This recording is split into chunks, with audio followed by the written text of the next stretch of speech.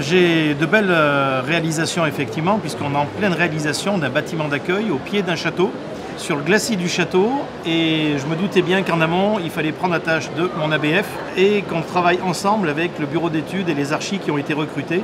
J'avais dans ma tête l'idée d'un bâtiment en toit terrasse végétalisé, et c'est tout ce dialogue amont avec notre ABF et mon bureau d'études et mes archis qui ont construit la réussite du projet. On est en pleine construction et l'ABF a fait remonter au niveau national que ça serait une réussite sur l'intégration sur un glacis, une butte, comme exemple à valoriser en France. Donc une belle collaboration, mais effectivement un gros temps de travail amont avant de travailler les esquisses, les premières esquisses, l'avant-projet, avant d'arriver au projet, un gros travail de fond.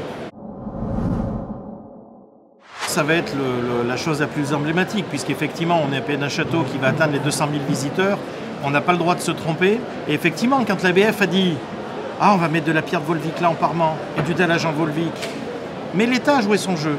Mon sous-préfet m'a sorti 340 000 € de sub et qui a pris en compte les demandes de l'ABF. Vous voyez comme quoi ce dialogue amont a permis dans la faisabilité du projet d'être suivi aussi par le sous-préfet, puisqu'on est à enjeu, on n'a pas autant de visiteurs sans qu'il y ait un enjeu économique, et l'État a suivi aussi derrière. Donc ce travail-là fonctionne, mais il faut beaucoup d'anticipation, j'insiste là-dessus. Et effectivement, localement, on est en territoire de montagne et il faut justement intégrer les projets.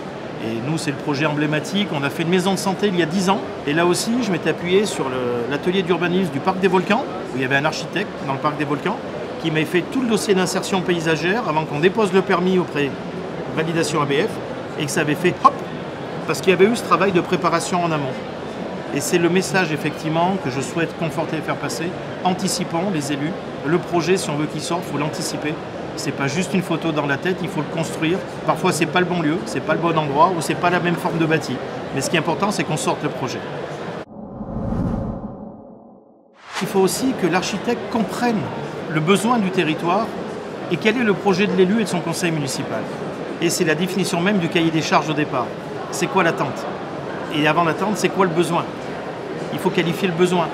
Donc là aussi, c'est pas juste faire un bâtiment, c'est le construire et de regarder si on aura bien l'usage et la nécessité de ce bâtiment pour les 20-30 ans qui arrivent.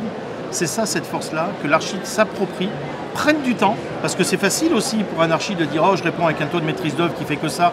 Oh, j'ai qu'une réunion en amont, j'ai que… » Non, à un moment, il faut mettre les justes prix pour payer le vrai temps de construction intellectuelle d'un projet, parce que effectivement, le projet il est aussi intellectuel pour l'architecte et c'est ça qui est important à mettre en commun. Et à l'arrivée, on arrive à un projet construit, co-construit et qui sert au territoire. C'est ça le but ultime.